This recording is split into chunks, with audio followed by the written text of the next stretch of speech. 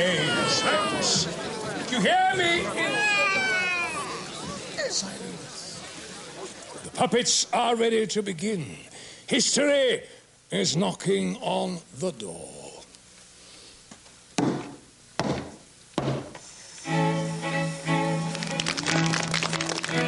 In the year 1517, Martin Luther challenged Rome. The Church of Rome is corrupt. Here begins the Reformation. The English king, Henry, a man of many parts, breaks with Rome.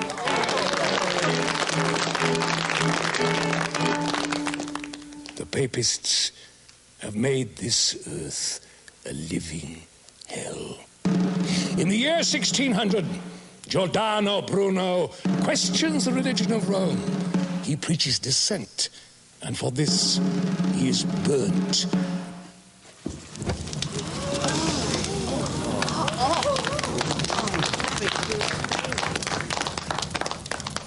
But my friends, beware. It is not only the papists we must guard against. On the 24th of November, 1632, in the Jewish quarter of this our fair town of Amsterdam, Baruch de Spinoza was born. As he grew, he began to question everything. Everything, creation, and our Creator.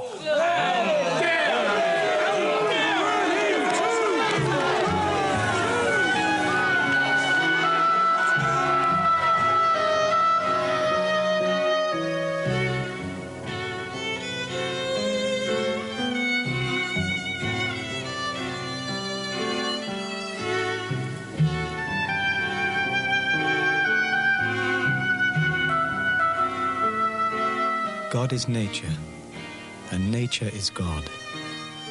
This truth is proved by reason. How can God be nature? How can nature be supernatural? The supernatural does not exist. There's no life after death. A mind cannot outlive its body.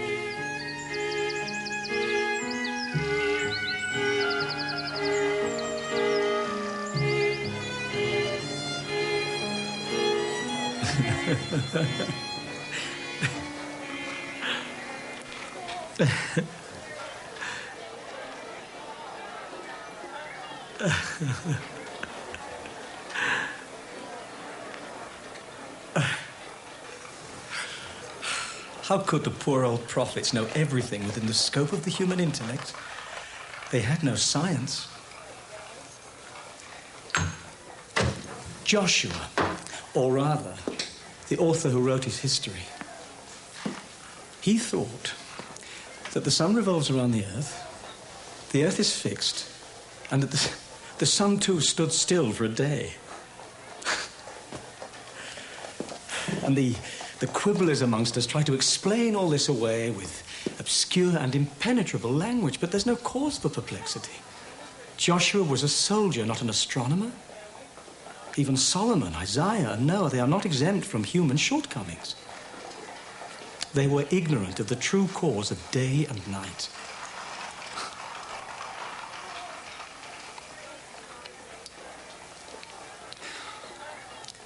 Rational thought, my dear friends, is a self-rewarding virtue. And religious prejudice is a veil which protects the mind from reason. But surely not all faith is blind. Perhaps. But it is always one-eyed.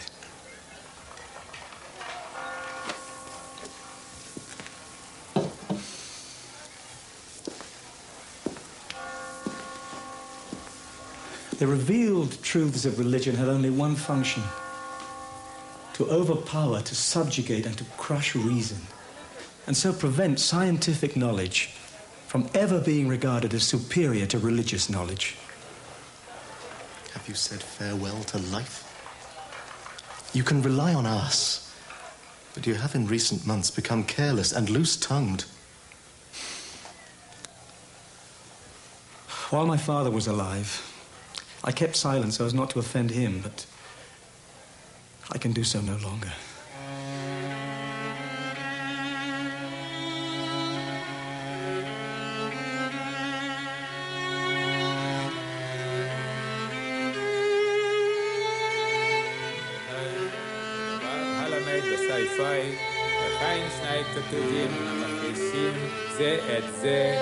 עד שבו הכתוב השלישי יכריע ביניהם. יהי רצון לפניך עד השם אלוקינו ואלוקי אבותינו שבונה בית המקדש במהרה בימינו. ותיתן חלקנו בעבודתך ונעשויס לצונך. אמן. He refuses to curb the excesses of his tongue. He looked at me, smiled in that irksome, superior fashion, and turned our offer down. Did he say anything? Oh, yes. If men's minds could be controlled as easily as their tongues, every king would sit safely on his throne. And then he smiled again. Amen.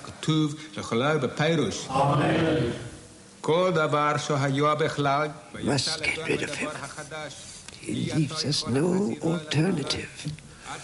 As it is, the Calvinists are busy preaching to the lower orders that our community is full of atheists, free-thinkers. Amen. Amen. Must act in the interests of the whole community. So be it. So be it. Amen.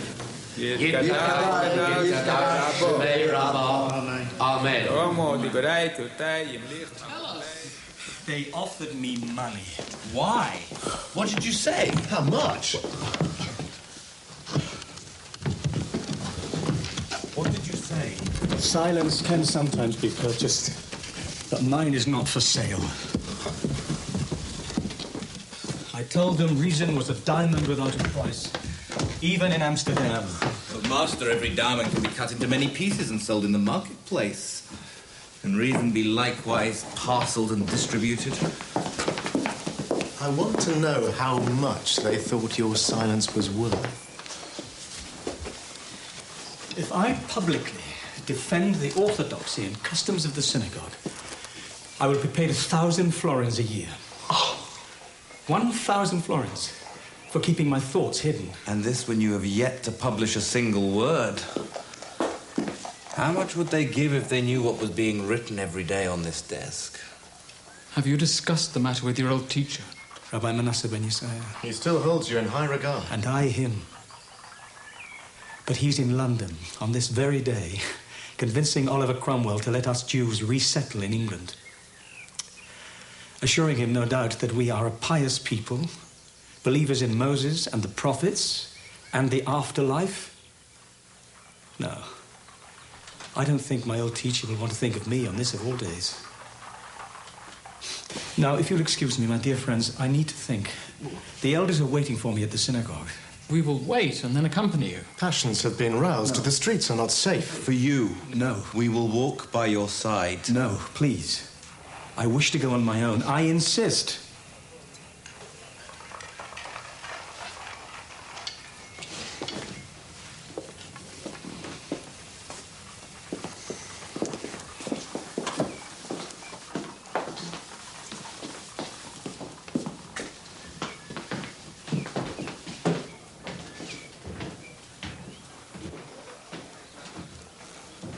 You too, Albert.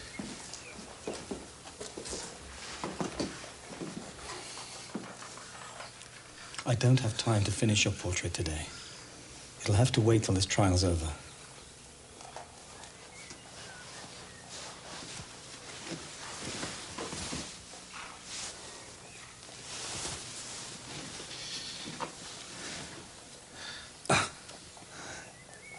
ask you something. Ask.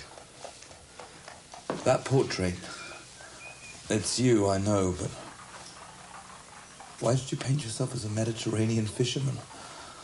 Was it one of Master Rembrandt's ideas? No. It was an excess of youth. I saw a depiction once of Massanello, leader of the insurrection in Naples against the Spanish. He was a young fisherman, full of courage and ardor. His rebellion lasted 6 days. 6 days, no more. But days of hope. They revoked the taxes, promised real change, democracy. 1647, I was about 15. He must have been 9 or 10. Oh. The news of that revolt spread through Europe like a flame. And Massanello? What happened? Assassinated by agents of the Spanish viceroy. But he's still worshipped by the peasants to this day. I wanted to follow in his footsteps. That portrait is about as far as I could go.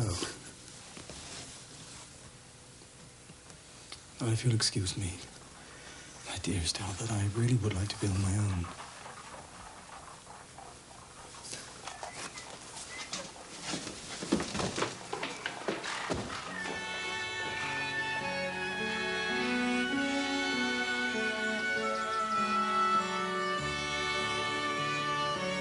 Father. And do you know what your great-uncle Raphael replied to them? Hey, Bento, do you know? He said, I will never abandon my faith and convert to yours. Understand? Never.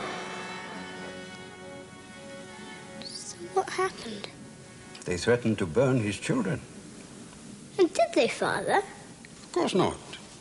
Great-uncle Raphael became a Christian. If he hadn't, you would never have known your Uncle Schmelke or your Aunt Miriam. But he was wrong, Father. He was wrong. Right or wrong didn't enter into the debate, young Bento. It was a matter of life or death, simple. Tell me, what would you have done? I would not have become a Christian. Spoken like a true rabbi. Oh, Bento, when you become a scholar and then later on a great rabbi, I would not like to be brought in front of you for questioning. Oh, you are going to be a tough one. In the meantime, my son, you sleep. And you thank God we are safe in Amsterdam. Oh.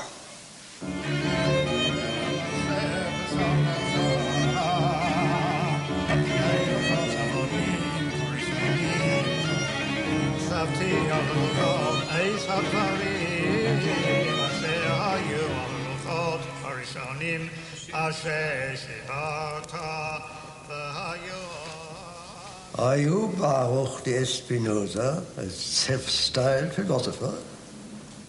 I am. You have been heard blaspheming against the scriptures and the prophets.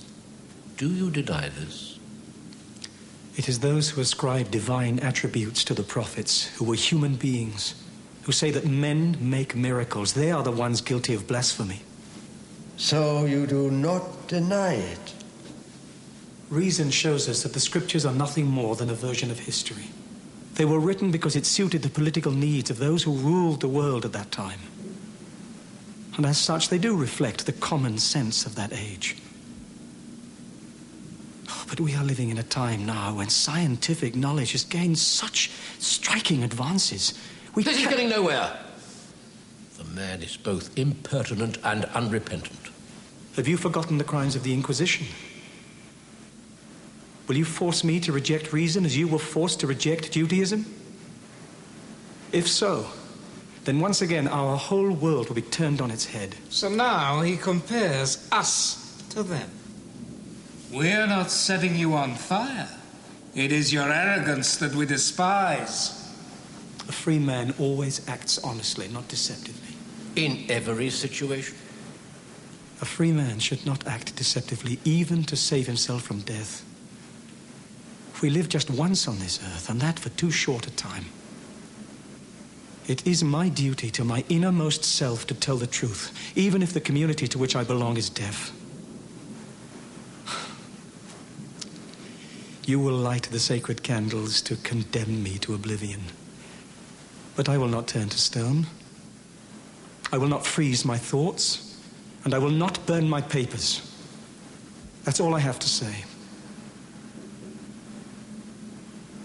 You have 30 days to repent.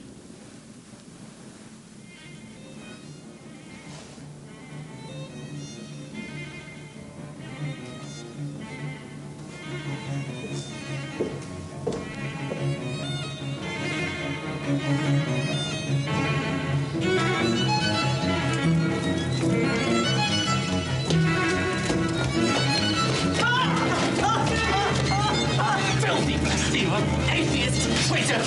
Next time I'll kill you!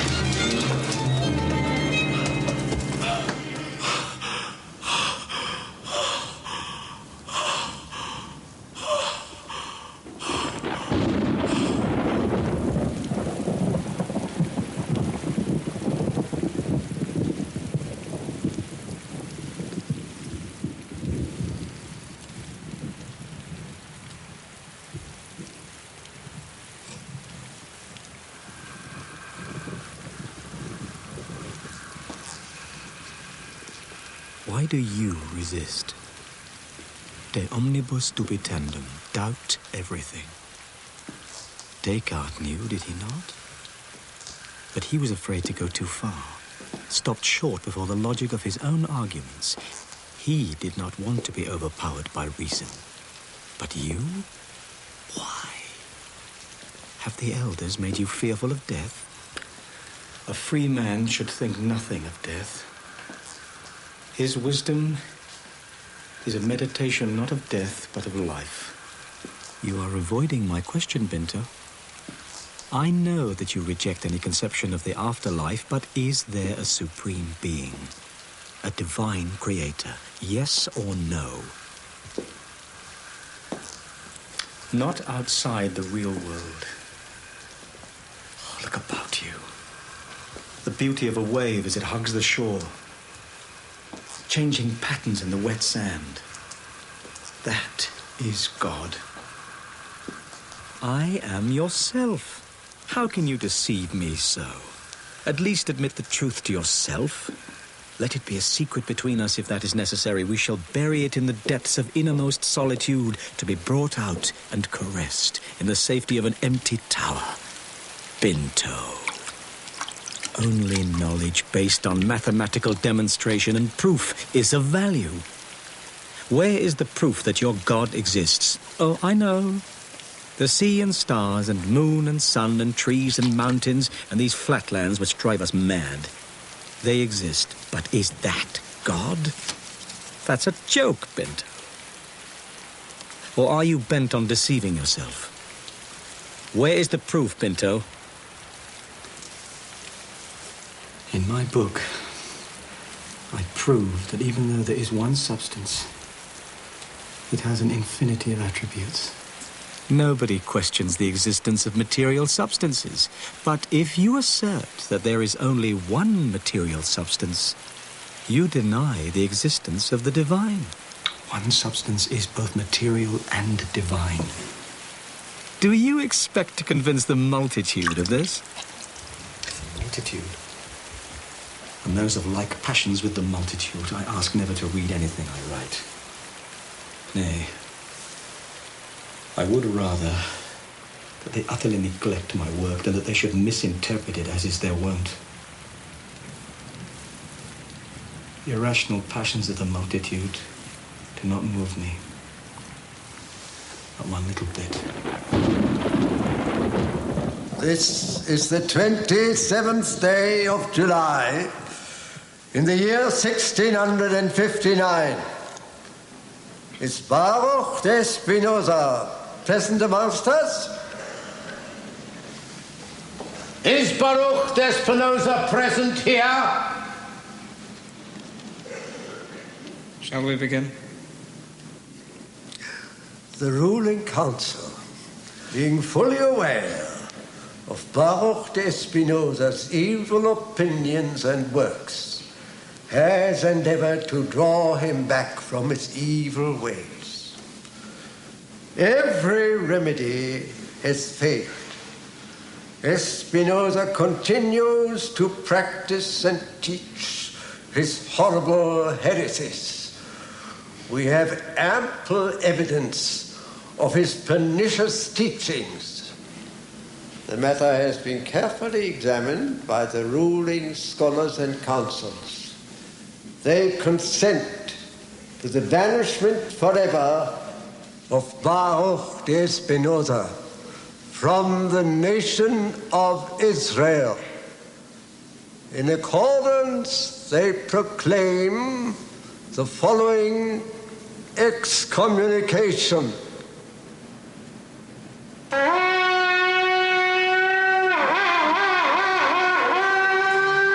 בזעירות המלאכים ודברי הצדיקים אנחנו אוסרים, כורתים, ארורים ונודים ברוך בן המיכאל דה ספינוזה עם כל הכללות הכתובות בתורה הקדושה וחרי אף וחשך השם שורף עליו ואתם הדתיקים והשם אלוקיכם חיים כולכם היום. We warn that none may contact him orally, nor in writing, nor do him any favor, nor sleep under his roof, nor read any paper he made or wrote.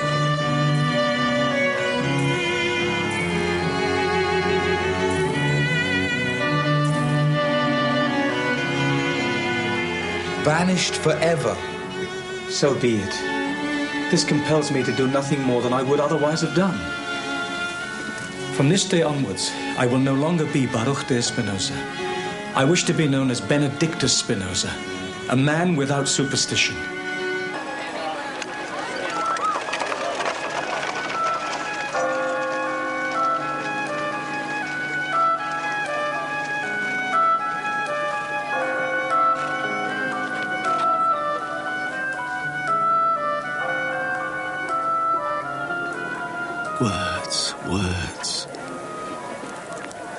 Words are part of my imagination. I form many conceptions in accordance with confused arrangements of words in my memory. Words, just like my imagination, may be the cause of many and great errors. In my ethics, I must always be on guard against playing with words.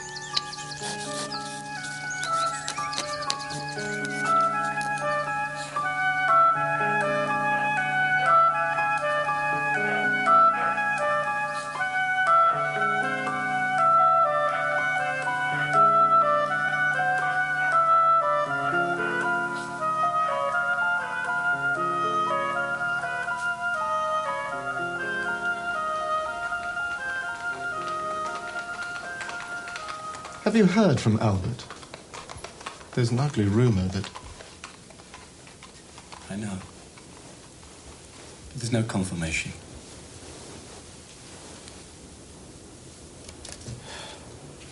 I have a letter to show you. From Hugo Boxall, the great leader of our republic. This honest and upright citizen poses us with a question. Where is he? Oh, here. I say that I believe there are ghosts. The reasons are these. First, because it adds to the beauty and perfection of the universe that they should exist. Secondly, the Creator has created them because they resemble him more closely than do corporeal creatures. Thirdly, because just as there is a body without a soul, so there is a soul without a body. I think, therefore, that there are spirits of all kinds, except that there are no female spirits. How do you propose to reply to such nonsense? On the one hand, you do not doubt the spirits of the male sex, but you do doubt whether there are any of the female sex. This seems to me more like a fancy than a doubt. For if this were really your opinion, it would resemble the popular imagination which makes God masculine and not feminine. I am surprised that those who have seen naked spirits did not turn their eyes to the genital parts. Perhaps from fear. Or from ignorance of this difference.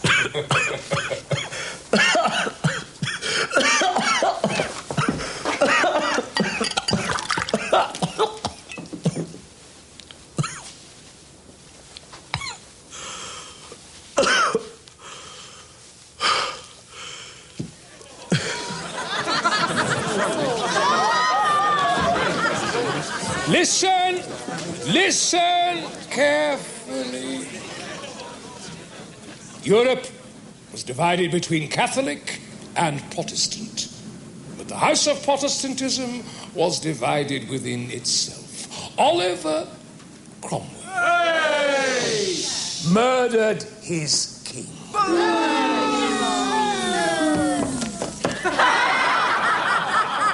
When his ambassadors arrived here, what did we shout at them? Cromwell's bastards, king's murderers! Cromwell's bastards, king's murderers! Cromwell's bastards, king's murderers! Yes! Under Cromwell's influence, our so-called leader, John de Witt, forced through the Act of Exclusion, which prevents the House of Orange from taking up their rightful place. The throne! Yes, but my friends, the will of God triumphed. The king was invited to return. He ordered Cromwell's body to be disinterred. The rotting head detached from the body and put on a pole. Let John de Witt and the friends of Cromwell here in Amsterdam beware. John de Witt, we'll tear him apart bit by bit. John de Witt, we'll tear him apart bit by bit. John de Witt,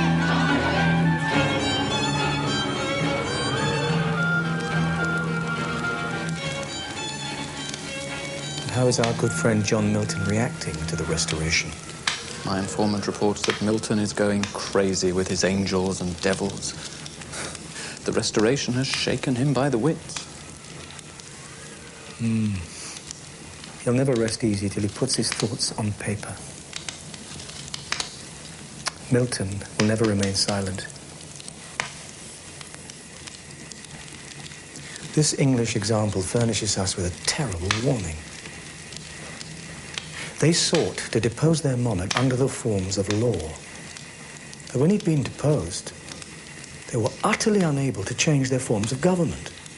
And after much bloodshed only brought it about that a new monarch, for such Cromwell was, should be hailed under a different name, as if it were merely a matter of names. King or Lord Protector.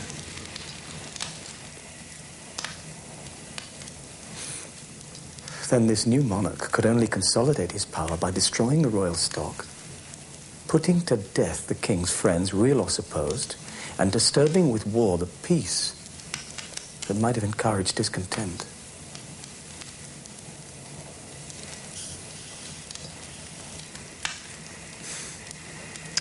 And it came to pass that the people reflected that they had achieved and accomplished nothing. And they decided to retrace their steps as soon as possible and did not rest until they had achieved a complete restoration of the monarchy.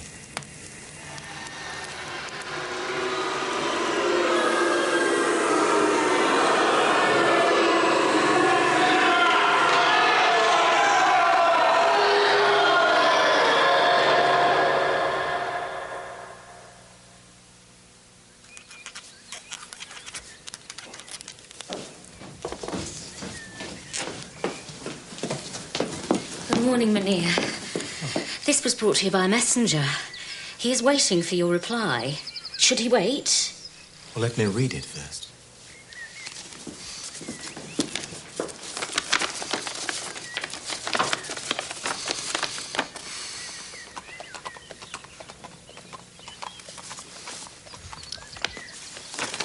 As I thought.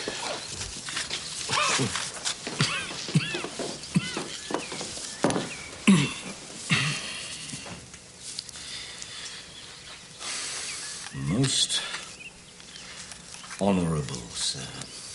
Schisms arise not so much from an ardent love of religion as from men's various dispositions, or the love of contradiction, through which they are wont to distort and to condemn all things, even those that have been correctly stated. I have already experienced these things while leading a private and solitary life. Thus, you see that I am not holding back in the hope of some better fortune, but from love of peace, which I believe I can obtain to a certain extent, merely by refraining from public lectures. Yours, entirely. Benedictus Spinoza.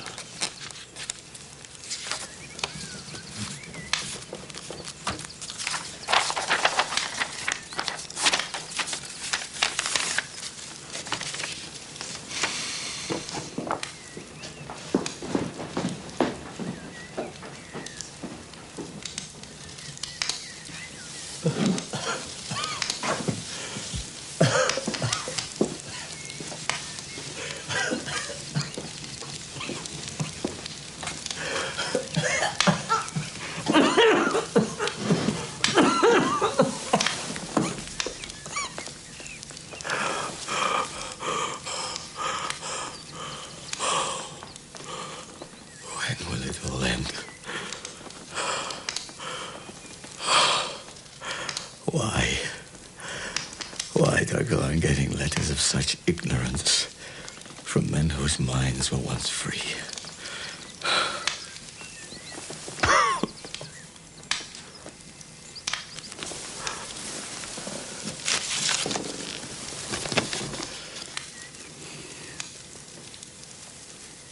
What has happened to you, Albert?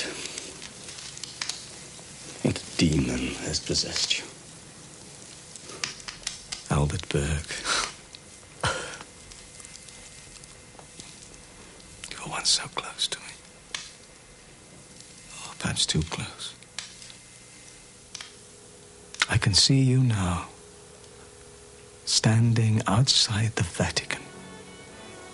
You who once had such pleasing features, so prim now and pompous, suffused with the Holy Spirit and preaching to me. I have written this letter to you with intentions truly Christian, to show the love I bear to you even though you are a heathen.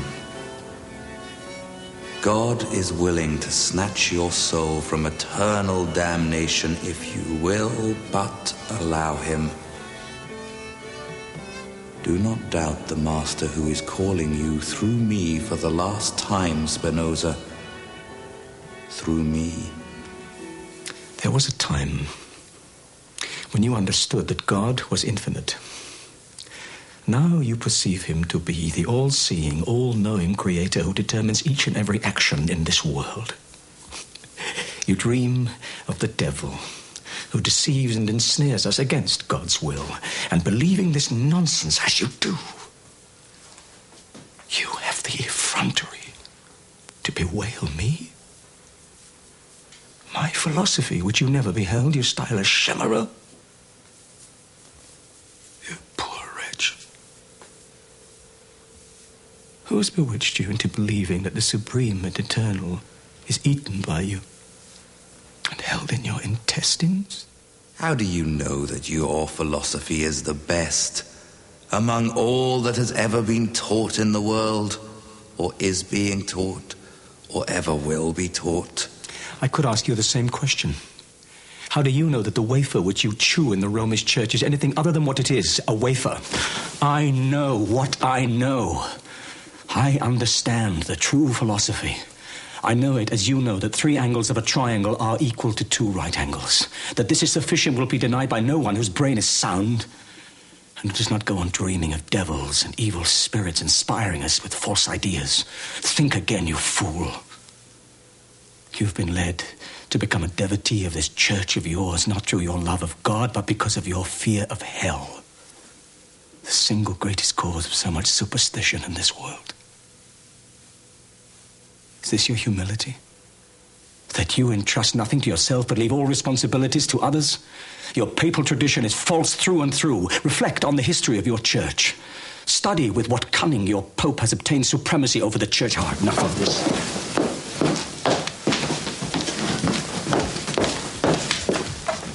Albert Bird is finished for me.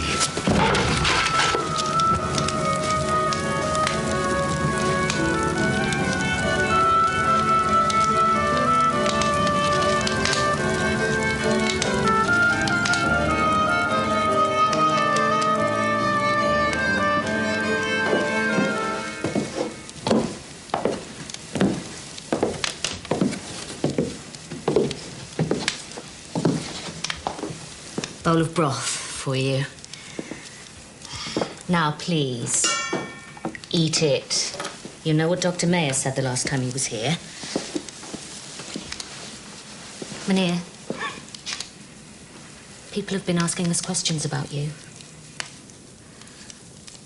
Some say that you're an agent of the French king. Others that you're in the pay of the Catholic Church. A heathen. An atheist. That's what they say. It's Calvinist bigotry. I am none of these. I am, however, no friend of monarchs. The brothers de Witt have done more for this country than the whole House of Orange. I believe that Oliver Cromwell was a visionary, and I do feel for John Milton and his friends to have to live through a restoration. I would rather be dead. Yes, but the next time I am asked what our honoured lodger believes, what should I say, Meneer? Those things which are conducive to the common good of human society and cause men to live in concord are useful. Society, Meneer, what is that? We are all simple creatures with our own needs, aren't we? Those who want us to believe that are not simple creatures, but the people who rule over us. If what you say is true, how can people like me ever be happy? There is only one way for you and for all mankind to achieve happiness. To accept that our destiny is our own. Our misery and our joy are dependent on our own resources. For me, you see, it is reason, not religion, that must form the basis for an intuitive knowledge of God who is not human like you and I, but in nature, everywhere.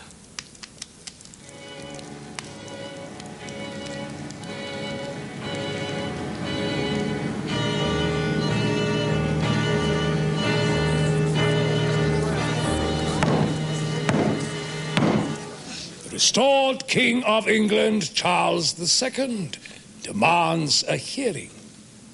Republics fill me with unease. Why should not our cousin of Orange take his rightful place as King of the Dutch? He must, under no conditions, accept the Republic as the legitimate government of Holland. And the Prince of Orange took his uncle's advice. But, my friends, another monarch was looking at Holland with greedy eyes. Yes, it was the Sun King, a Catholic. These Dutch think that they have the answer to everything. The Calvinist fools must be taught a lesson. France is a great power.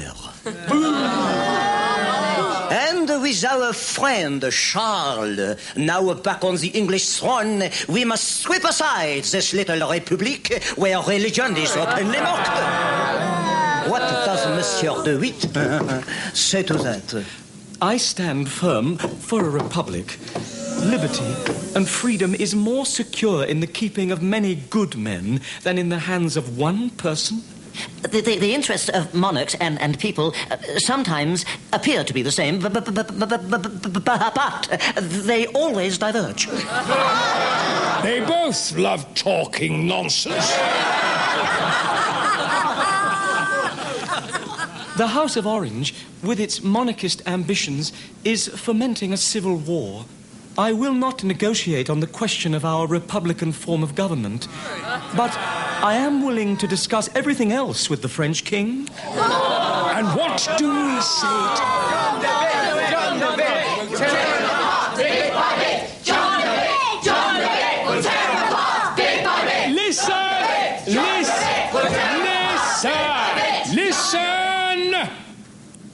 To prevent a war, John de Witt offered concessions to the Catholic King of France. But our people refuse to tolerate such treachery. The Papists are threatening our country, and the Grand Pensionary is negotiating with them. I say that John de Witt and his brother have sold their souls to the Church of Rome. Are we going to stand quietly by and watch our heritage squandered? No! Our country sold for a mess of Romish pottage? No!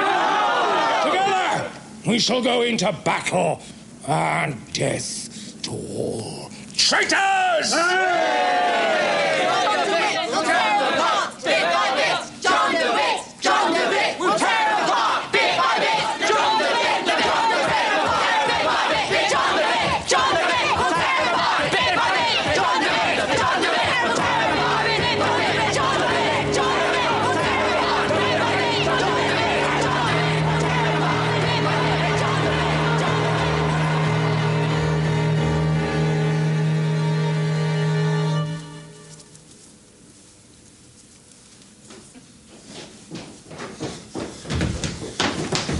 News. You must go into hiding. Cornelius and John de Witt were attacked by an angry mob, stoked to fury by Calvinist preachers. They have been torn limb from limb.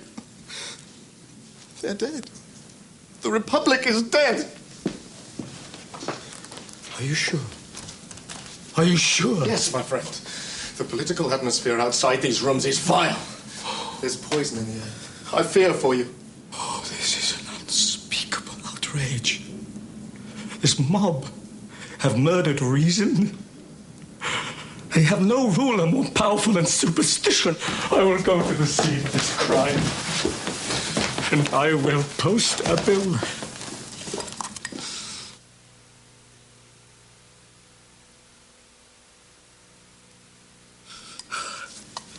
Bahor.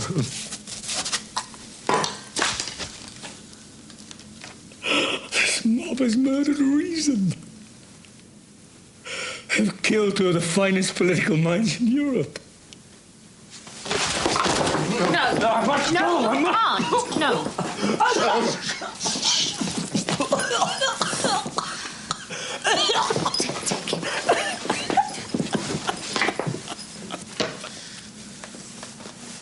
Where will we find a pair such as this?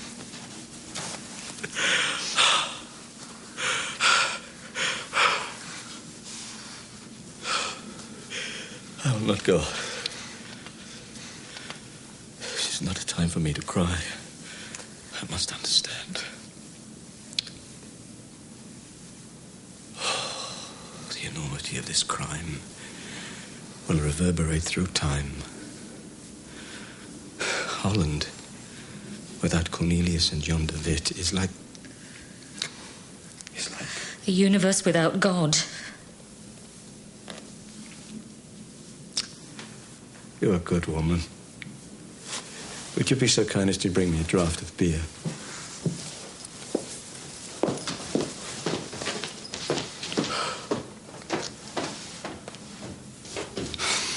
The mass of mankind always remains at about the same pitch of misery.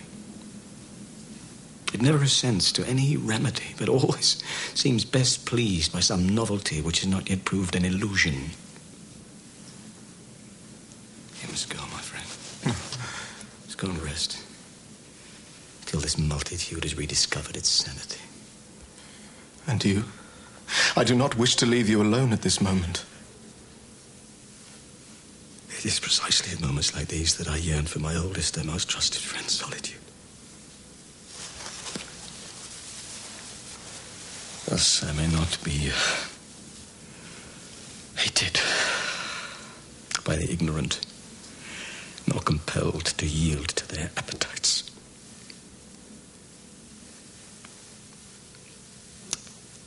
I'm calm again.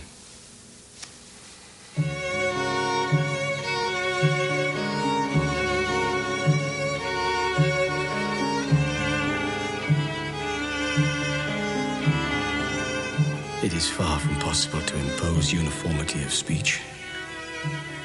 The more rulers that strive to curtail freedom of speech, the more obstinately they are resisted. Not indeed by the avaricious, the flatterers and time servers and other numbskulls who think that supreme salvation consists in filling their stomachs and gloating over their money bags, but by those whom good education, sound morality and virtue have rendered more free.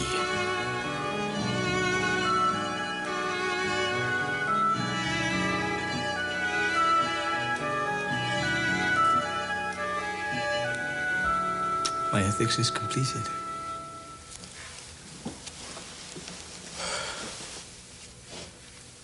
I was intending to go to my good friend Jan to publish it, but the Calvinist theologians and their dull-witted Cartesian friends are denouncing me everywhere. They are bringing actions against what they call my godless ways before the magistrates.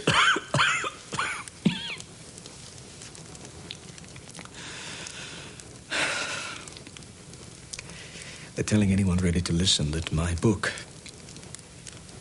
is an endeavor to show that there is no God.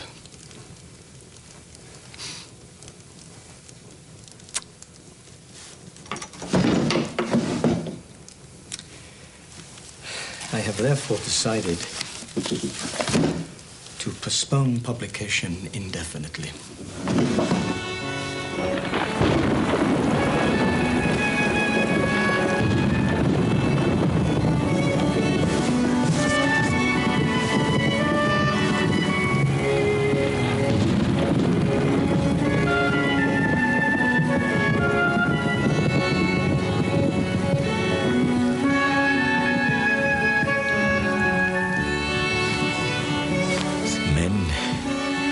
Generally constituted are most prone to resist the branding as criminal of opinions which they believe to be true.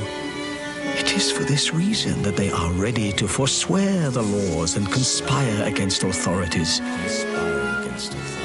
Thinking it not shameful but honorable to stir up seditions. Laws which suppress free thought cannot be maintained without great peril to the state.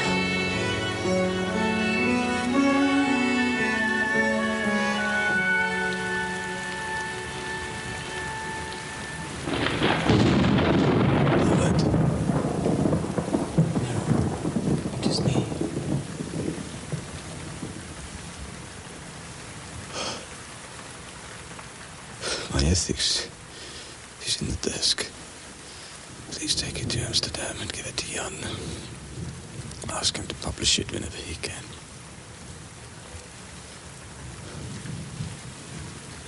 My name should not appear on it. But why? Have you forgotten what our Quaker friends told us years ago? Even those philosophers who write books despising glory place their names on the title page.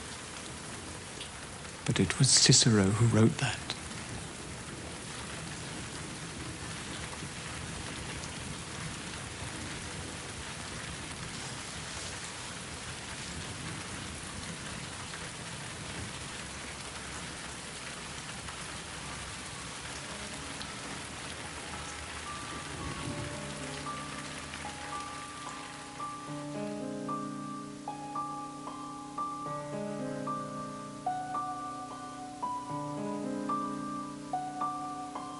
Like a golden mist, the west lights up the window. The diligent manuscript awaits, already laden with infinity. Someone is building God in the twilight. A man engenders God. He is a Jew of sad eyes and citron skin. Time carries him as the river carries a leaf in the downstream water. No matter. The enchanted one insists and shapes God with delicate geometry. Since his illness, since his birth, he goes on constructing God with the word. The mightiest love was granted him, love that does not expect to be loved.